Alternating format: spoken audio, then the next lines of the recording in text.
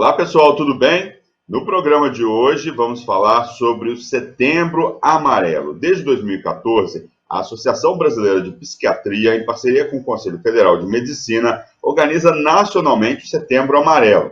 O dia 10 é oficialmente o Dia Mundial de Prevenção ao Suicídio, mas a campanha acontece durante todo o ano. São registrados cerca de 12 mil suicídios todos os anos no Brasil e mais de 1 milhão no mundo.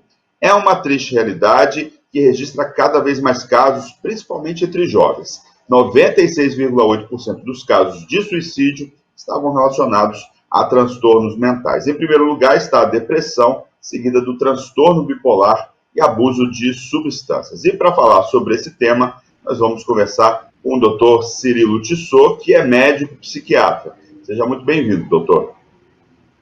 Muito obrigado, é um prazer estar mais uma vez com vocês.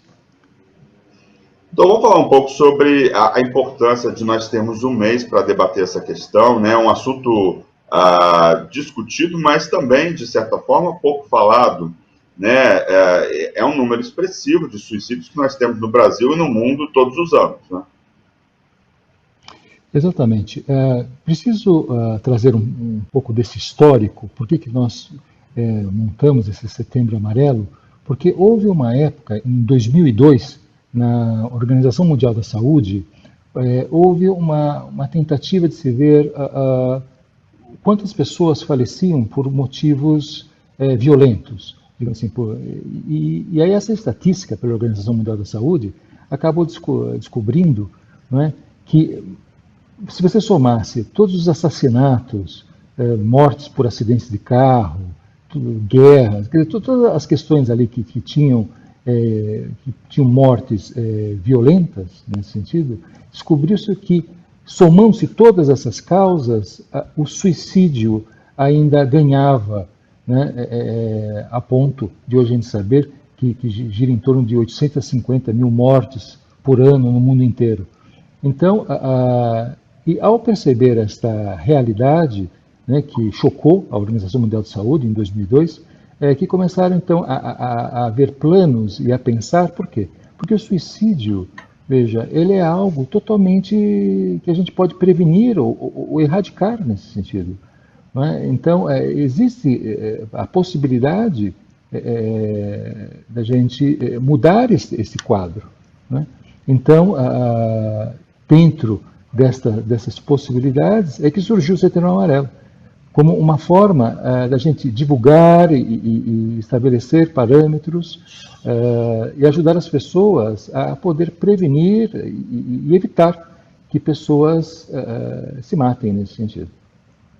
Doutor, eu estou aqui olhando o site da campanha, tá? Então fica entre 850 mil e 1 milhão. No site da campanha aqui do Setembro Amarelo, setembroamarelo.com, está falando aí em torno de 1 milhão de pessoas mortas, né? Esse 12 mil que eles estão falando aqui, isso bate com os números que o senhor tem aí, 12 mil suicídios todos os anos no Brasil? Sim, bate com as questões do suicídio no Brasil. E o Brasil, por exemplo, ele difere um pouco das estatísticas da Organização Mundial da Saúde, porque aqui o suicídio ele não é maior do que as mortes por acidente ou por assassinato, né? Ele realmente pega o terceiro lugar aí, que difere de outros países. Assim, aqui, infelizmente, a nossa questão nós temos um contexto violento em termos de assassinatos, né, acidentes de carro, que isso ainda ganha, né, do que do suicídio. Mas isso não é diferente em outros países. Doutor, uma pergunta que todo mundo se faz nesse momento é: por que as pessoas cometem suicídio? Quais são os principais fatores? Eu comecei falando aí, temos aí a depressão, que é um fator forte. De uma maneira geral, o que acontece que as pessoas resolvem retirar a própria vida? Bom, nisso existe um histórico, né? Vamos colocar que os estudos sobre o suicídio estão verdadeiramente se desenvolvendo filosoficamente, socialmente e em termos de saúde nos últimos 70 anos, né? Só no século XIX, né, é que as pessoas começaram a trazer assim uma ideia, um início de um pensamento do porquê que as pessoas morriam. Porque no passado, antes disso, Veja, relatos de suicídio é algo que está até na Bíblia. Né? Temos, por exemplo, Sansão, né? que se matou nesse sentido. As pessoas não falam, mas ele se suicidou. Né? Então, nessa época, qual é a ideia que se tinha no passado? É que o suicídio era uma coisa que tinha um certo... que era para semideuses, né? Não era qualquer um que poderia fazer isso. Então, seriam pessoas que até teriam contato com a divindade para poder ter esse ato. Né? Então, isso era algo mais reconhecido para reis, para pessoas muito importantes que, de repente, se viam... tinham perdido a guerra, então o rei, nesse sentido, se matava. Né? Então tinha um certo glamour no passado. Já com o passar do tempo, essa questão começou a ser de ordem pública, no sentido de que perdeu-se o glamour, perdeu-se a ideia de como se isso fosse alguma coisa positiva, e começou então a haver toda uma ideia disso se alastrar frente à sociedade, e as pessoas então começaram a estudar, começaram a perceber que isso era um problema. Né? E aí que as pessoas então descobriram o seguinte, que dentro de uma visão aí psiquiátrica do processo, o primeiro que fez isso foi Esquirol, né? No final do século XIX, que ele trouxe a questão de que para cada situação de suicídio, na realidade, existia uma situação de uma doença mental prévia. Né? Ele mesmo relatou a questão da depressão, né? O uso de substâncias, a gente coloca aí, né? Todo o transtorno da personalidade também, como uma outra doença que vem previamente à questão do suicídio, mas a gente pode, sem precisar pensar na questão da doença mental, nós podemos afirmar que por detrás de todo o suicídio existe um grande sofrimento mental. Né? A gente não precisa ir atrás praticamente do diagnóstico, mas a gente pode afirmar que em 100% dos casos de suicídio existe um sofrimento mental muito importante. E o que acontece? Então, por que a pessoa, dentro desse sofrimento mental, ela acaba perdendo a vida? Porque, vamos e convenhamos, quando uma pessoa está sofrendo muito, vamos imaginar assim, mesmo que seja algo natural, por exemplo, uma pessoa que está tendo uma dor de parto, uma mulher que esteja tendo dor de parto, ela, enquanto está tendo essa dor, ela não consegue pensar em outra coisa a não ser na própria dor, tá certo? Que ela está sentindo naquele momento. Então, a dor mental, ela tem o mesmo poder nesse sentido. Não é? Então, ela vem através de um grande sofrimento mental e que, cognitivamente, em termos do raciocínio da pessoa, ela se restringe, porque ela está sofrendo tanto, tanto, tanto, que esse raciocínio impede ela de ver mais amplamente, impede ela de encontrar soluções, não é? De ter esperança. Não é? Então, ela, no primeiro momento, o que acontece? É um sofrimento bárbaro, onde ela está desesperada, não é? Com esse sofrimento. Quando ela olha para o futuro, ela, de repente, até por estar focado no presente, né, na dor, ela não consegue ter uma proposta futura, ela não consegue imaginar que aquilo vai desaparecer, porque o sofrimento é aqui e agora e de forma muito intensa. Né? Então, existe todo um desespero, né? Assim, uma desesperança para com o futuro. E aí um terceiro elemento que é fundamental, porque ela, naquele momento, ela está num tal processo de dor que ela se isola nesse sentido, ela se sente sozinha, ela se sente não compreendida, ela se sente assim, dentro de um quadro de desespero, então ela se sente muito desamparada. Então, o que nós estamos falando? Nós estamos falando dos 3 Ds, né, do suicídio, que na realidade é o desespero, a desesperança e o desamparo. Essas são a equação, nesse sentido, que faz com que uma pessoa, em determinado momento, retire a própria vida. Mas vamos e convenhamos assim, que ninguém verdadeiramente quer se matar. Toda pessoa que tem alguma possibilidade de fazer diferente, ela o faz. Né? O que ocorre, de novo, é quando essas 3 equações, esses 3 itens dessa equação se juntam, não é que a pessoa ela adoece, ela perde a capacidade, ela perde a escolha, ela fica escravizada ali, então a morte vem como uma possibilidade de acabar com essa dor intensa que ela está sentindo. Essa é a origem do suicídio. Doutor, eu fico imaginando para os familiares, né, para essa pessoa encontrar saídas, né, nesse momento, assim. Uma ajuda de um psicólogo, de um psiquiatra, nesse momento faz toda a diferença, não é isso? Faz, mas eu posso dizer o seguinte, que na prática existe uma realidade que é a seguinte, vamos colocar de novo, existe, enquanto em outros países, né, nós temos, por exemplo, pessoas tendo trabalhos voluntários de uma forma muito assertiva, o Brasil não é, assim, só 4% da população brasileira tem algum tipo de ação voluntária para o benefício sem um ganho, né, em troca disso. Então, por que eu estou dizendo isso? Porque a população brasileira, em certo sentido, ela tem uma posição muito egoísta na relação com as pessoas. E, principalmente, em relação à dor mental. Não é? As pessoas, assim, existe um sofrimento bárbaro da pessoa que está prestes a cometer suicídio e uma dor imensa, mas as pessoas, elas, invariavelmente, elas têm uma certa insensibilidade, não é? Assim, vamos colocar aqui como política pública, nesse sentido. Então, mais do que psicólogo, mais do que profissionais da área da saúde, até porque se todas as pessoas que estão sofrendo nesse exato momento fossem procurar ajuda, veja, o SUS, apesar de ser uma coisa maravilhosa, né, que é um órgão extremamente eficiente, grande, poderoso, assim, dentro da área de saúde mental, eu acho que não teria psiquiatra o suficiente para atender todas as pessoas no serviço público, né, de saúde nesse sentido. Então, por que eu estou dizendo isso? Porque mais do que profissionais da área da saúde, nós temos que entender que as pessoas podem ajudar as outras. Não é? Então, assim, então, mais do que um psicólogo, que é óbvio, eu sou psiquiatra, quer dizer assim, lógico que nós somos extremamente especializados nesse processo, mas antes dessas pessoas chegarem até nós, existe todo um trabalho voluntário, por exemplo, do CVV, por exemplo, onde salvam muitas pessoas, e são extremamente efetivos dentro desse processo.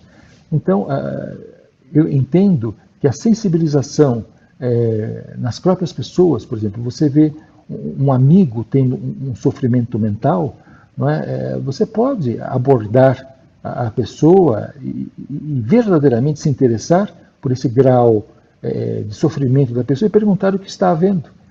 Veja, só o fato de um colega perguntar para uma pessoa como é que ela está se sentindo, o que está acontecendo, mesmo que a pessoa, por exemplo, não tenha nenhum conhecimento técnico e que não saiba muito o que fazer com aquilo que a pessoa vai trazer em termos de sofrimento, a gente tem uma certa aversão muitas vezes ao sofrimento, né? Quando um amigo pergunta, ele já quebra aquela equação que eu trouxe. Porque se verdadeiramente você está interessado na outra pessoa, sem um juízo de valor e de julgamento pelo que a pessoa está fazendo ou deixando de fazer, só o interesse em saber como a pessoa está se sentindo, isso já quebra a ideia de morte de uma pessoa, porque ela já não se sente mais só. Ela se sente pelo menos entendendo que tem alguém interessado nela. E aí, por exemplo, essa pessoa pode virar para ela e falar, bom, não sei muito bem o que fazer com tudo isso que você está me trazendo, mas vamos procurar alguém, vamos procurar uma pessoa mais velha, vamos procurar, de repente, uma pessoa da religião. Quer dizer, a pessoa pode ter várias saídas nesse sentido, que vai criando-se uma rede onde a pessoa cada vez mais vai se distanciando, né, e ficando menos desesperada, porque ela já se percebe que ela não está sozinha. Quando a pessoa está sozinha, o sofrimento aumenta muito, muito, muito.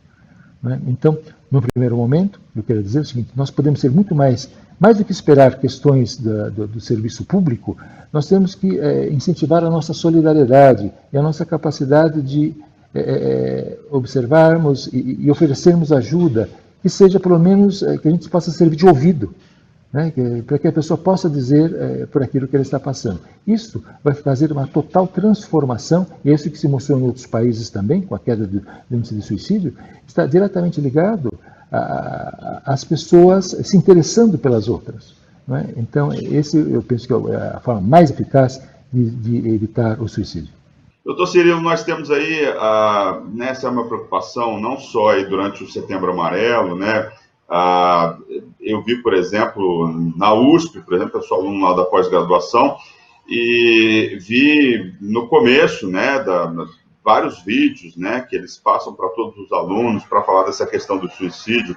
Isso que o senhor estava falando, quer dizer, um conselho aí de muita gente para o amigo ou para o colega, simplesmente escutar a pessoa, não precisa tomar nenhuma atitude, não precisa dar nenhum conselho, né? A pessoa, às vezes, que está naquele processo, né, de a vida está sem sentido, que, né, ruma aí ao suicídio, a pessoa quer somente ser escutada. E aí eles falam da pressão, né? Eu lembro desse vídeo, eles falam da pressão que as pessoas têm por encontrar uma solução para aquele amigo. E o conselho não precisa dar solução nenhuma, apenas escute. Escute a pessoa, deixa ela falar, deixa ela desabafar, né? E se ela pedir algum conselho, você pode até dar, enfim, ou pode dizer que pode pensar sobre isso num segundo momento. Como é que o senhor vê essas questões? E como que o senhor vê o suicídio entre estudantes, né? Hoje em dia? Bom, o suicídio entre os estudantes, depois a gente volta para a sua primeira questão, ele tem, infelizmente, aumentado, né? A turma entre 16 e 30 anos de idade tem aumentado essa estatística de pessoas que suicidam. Hoje no Brasil ainda a porcentagem maior está nas pessoas idosas, né? Apesar de ser menos pessoas, mas em termos de porcentagem absoluta é maior comparativamente às outras faixas etárias. Agora, na questão hoje dos jovens, existe hoje uma questão social onde está se exigindo muito o desempenho das pessoas, né? Se entende que se as pessoas estão fazendo aquilo que elas gostam, elas podem então se desenvolver dentro desta área, mas é algo que meio que sem limite, né? Então, e ao mesmo tempo, o padrão, quer dizer, que a pessoa tem para poder ver se ela está tendo sucesso ou não, se ela está desempenhando ou não, é algo que não tem esse limite, né? Não tem ninguém dizendo até aqui se você se desenvolver está bom ou não. Então sempre se exige mais das pessoas, né? Então, tanto é que, por exemplo, estudantes de medicina, por exemplo, que são altamente exigidos, têm um índice de suicídio entre médicos tudo muito maior do que a população normal quando a gente pensa em termos de profissão, né? Então, todo o processo de exigência, de pressão, né, e a pessoa ela começa a ter um sofrimento, ela começa a adoecer mentalmente, e como eu falei, quer dizer, o adoecimento, o sofrimento faz com que a pessoa queira se matar em determinado momento, pelo adoecimento mental. Aonde entra os colegas? Os colegas como você mesmo trouxe, quer dizer, assim, a gente precisa escutar o sofrimento dessas pessoas, dos colegas, dos amigos. E aí, eu colocaria mais um ponto. Se quer dar algum conselho, dê o conselho no sentido de valorizar a vida dessa pessoa. Dizer a esse amigo, por exemplo, no que ela é positiva para ele, né? Então, assim, poxa vida, você é uma pessoa bacana, a gente sai, eu gosto de sair com você. Quer dizer, você elogia, você traz a importância da vida da pessoa para aquela pessoa que está escutando, né? Então, esse é um outro ponto que eu acho que também é importante nesse sentido. Agora, nós estamos falando de um adoecimento, né? de um sofrimento bárbaro. Então, a gente não pode puxar isso só para a gente, né? A gente tem que procurar mais pessoas. Doutor, falando de depressão, né? Depressão é um mal, né? A pessoa às vezes tem, o senhor falou de sucesso, de metas. A pessoa às vezes tem dinheiro, tem sucesso profissional, tem uma família bacana, tá assim no topo da vida dela, mas muitas vezes essa pessoa, apesar de ter todo esse sucesso, de estar com todo o padrão, vamos dizer assim, entre aspas, né, de sucesso que a sociedade prega, essa pessoa muitas vezes não vê sentido, né, na vida dela, sente um vazio interno. Não sei se isso é exatamente uma depressão ou rumo a uma depressão. Eu queria falar um pouco sobre essa questão da depressão e como que a nossa sociedade hoje trata a depressão e se tem aumentado a quantidade de casos, né? Que me parece que a depressão, me corrija se eu estiver errado, me parece que a depressão aí é um importante fator aí, né, que leva ao suicídio de muitas pessoas hoje em dia. Certo. A depressão, por exemplo, é uma doença que está extremamente definida, com sinais e sintomas bem definidos, e é uma doença biopsicossocial. Quer dizer, você tem vários fatores que fazem com que uma pessoa possa estar dentro desse processo depressivo. Agora, nós temos que entender que quando a gente foca diretamente na questão do suicídio, o que está por detrás, de novo, é um grande sofrimento mental. Não é? E esse sofrimento mental geralmente está ligado a perdas, né, a perdas importantes. Então, a gente fala, bom, aquela pessoa é extremamente bem-sucedida, não é? E por que ela, por exemplo, ela não tem problemas, ela tem conforto, ela tem tudo aquilo que a pessoa poderia querer em termos de sucesso profissional, tem família, tem tudo, por que ela de repente tirou a vida? Bom, essa é a parte que está visível a você. De repente, a pessoa, por exemplo, teve uma perda, por exemplo, teve uma situação traumática extremamente de vergonha, por exemplo, que ela sente vergonha, muita vergonha, tá certo? Que não tem nada a ver com a quantidade de dinheiro que a pessoa tem. Então, essa vergonha a pessoa sente que ela nunca mais vai poder recuperar e entende, então, que ali naquele momento, no impulso do processo, a pessoa se mate nesse sentido. Então, logicamente que assim, a depressão ela é uma doença muito específica da impossibilidade das pessoas lidarem com a perda. Quer dizer, é um tipo de doença, né, que tem como base a melancolia, a perda, a impossibilidade de elaborar o luto, né, por essas perdas. Eu preciso dizer que, assim, nós estamos vivendo uma sociedade onde, assim, muitas vezes não está mais claro o que é certo, o que é errado. Não tem nenhum líder, ninguém, de alguma forma, havendo uma certa unanimidade para dizer o que é certo, o que é errado, quais são as saídas, né, que possa guiar os jovens nesse sentido.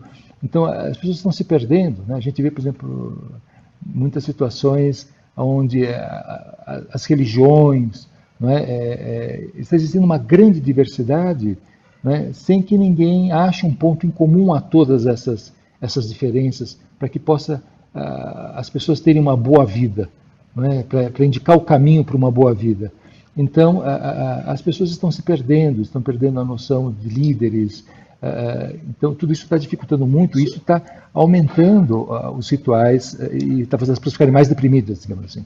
O senhor está falando de sentido, de propósito na vida, assim, tem relação isso, assim, as pessoas muitas vezes as pessoas muitas vezes vão naquele sentido de sucesso profissional, sucesso pessoal, mas aquilo realmente não faz sentido, não é um propósito para aquela pessoa, então. Claro, nesse momento nós estamos falando então de uma questão social. Então, a primeira pessoa que começou a falar sobre isso foi o Durkheim, tá certo? E trouxe o seguinte: a visualização dele é que quando as pessoas, por exemplo, em época de guerra, não é, na época que ele estava analisando, as pessoas elas não se suicidavam. Não é? O nível de suicídio ele acontecia após guerra, né, quando as pessoas já estavam em época de paz. E aí, assim, o vencedor e vencido começavam a conviver juntos, né?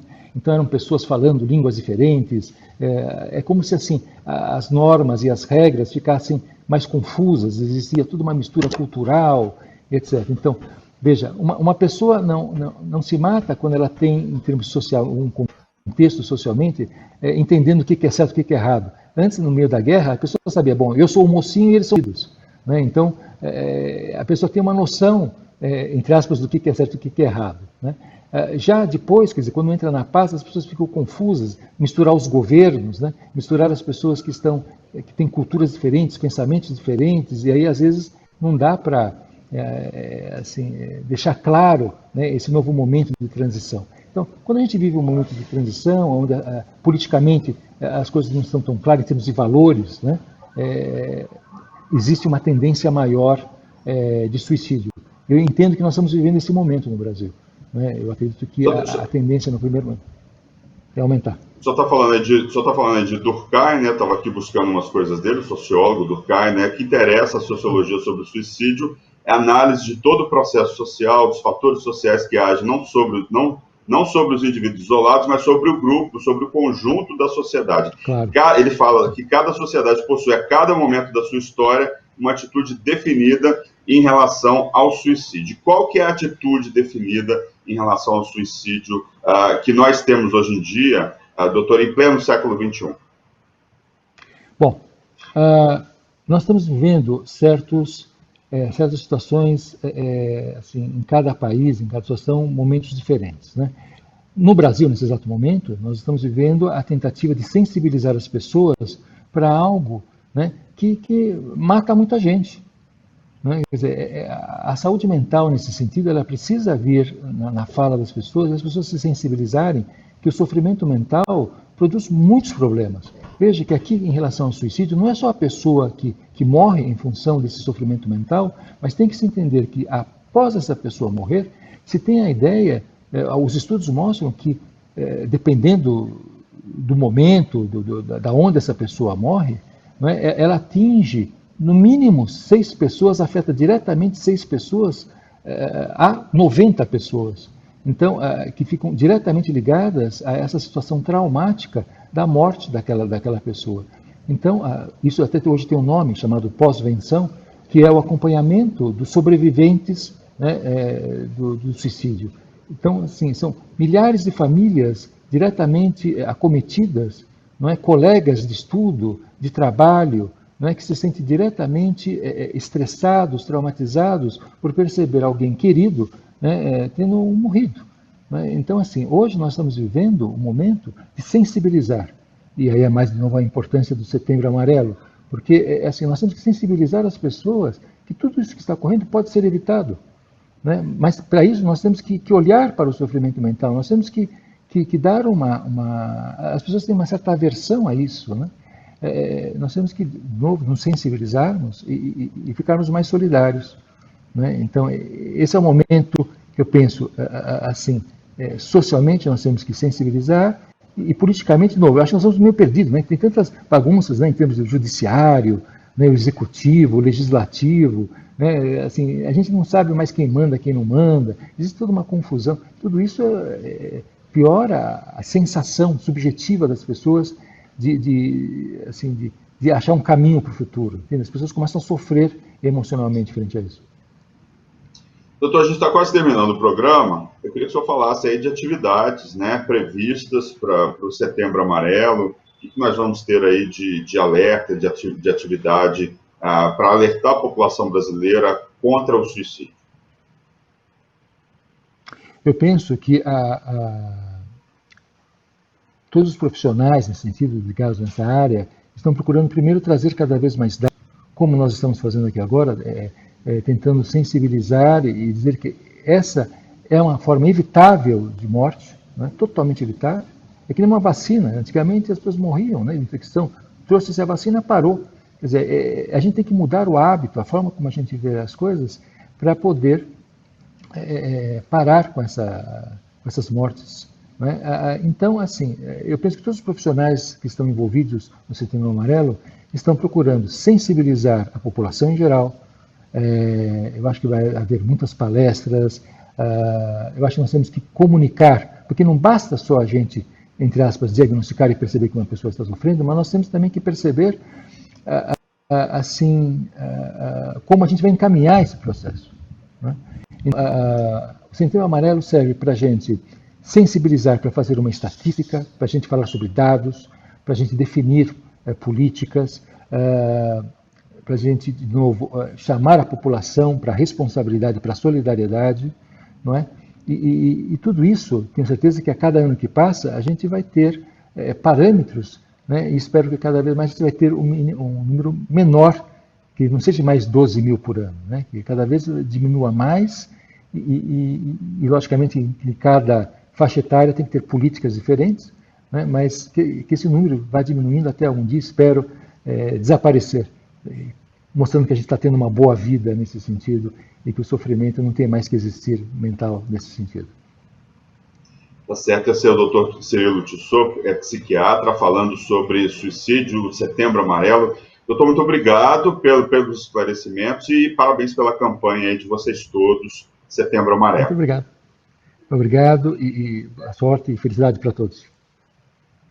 Bem, e o Alesp Conecta de hoje fica por aqui. Lembrando que você pode assistir esse e outros programas da Rede Alesp no nosso canal no YouTube. É só digitar Rede Alesp.